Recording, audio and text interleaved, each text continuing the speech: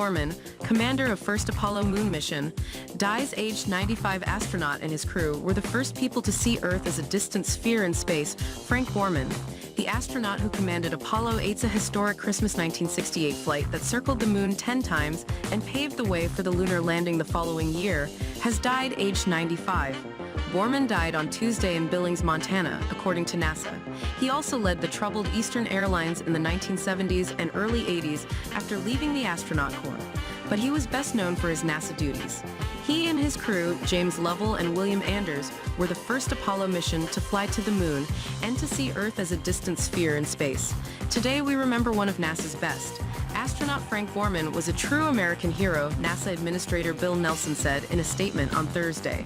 His lifelong love for aviation and exploration was only surpassed by his love for his wife Susan. After Apollo 8 was launched from Cape Canaveral in Florida on the 21st of December 1968, the trio of astronauts spent 3 days traveling to the moon, and the craft slipped into lunar orbit on Christmas Eve. They circled 10 times on the 24th to the 25th of December, before heading home on the 27th of December. On Christmas Eve, the astronauts read from the book of Genesis in the Bible over a live telecast from the orbiter. In the beginning, God created the heaven and the earth was without form and void, and darkness was upon the face of the deep. Borman ended the broadcast with, "And from the crew of Apollo 8, we close with good night, good luck, a Merry Christmas, and God bless all of you on the good Earth."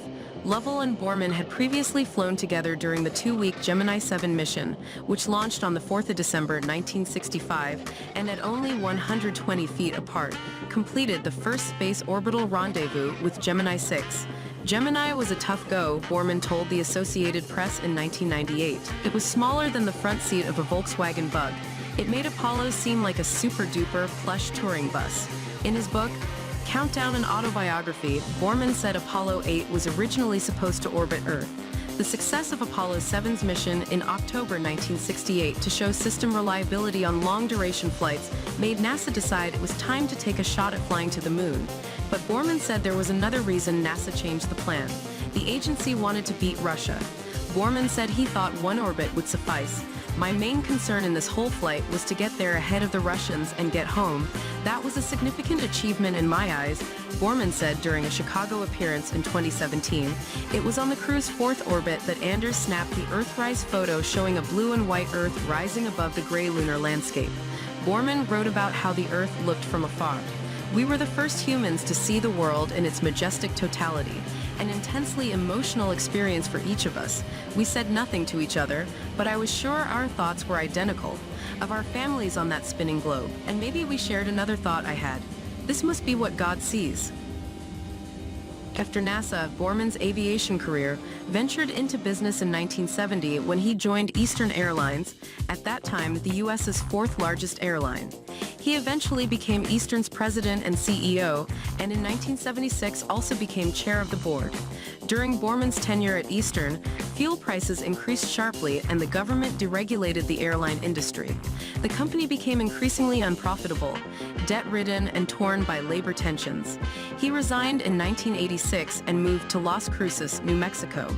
In his autobiography, Borman wrote that his fascination with flying began in his teens when he and his father would assemble model aeroplanes. At the age of 15, Borman took flying lessons, using money he had saved working as a bag boy and being a petrol pump attendant after school. He took his first solo flight after 8 hours of dual instruction. He continued flying into his 90s. Borman was born in Gary, Indiana, but was raised in Tucson, Arizona. He attended the U.S. Military Academy at West Point. Susan Bugbee. She died in 2021. Borman worked as a U.S. Air Force fighter pilot, operational pilot, and instructor at West Point after graduation. In 1956, he moved his family to Pasadena, California, where he earned a Master of Science degree in Aeronautical Engineering from California Institute of Technology.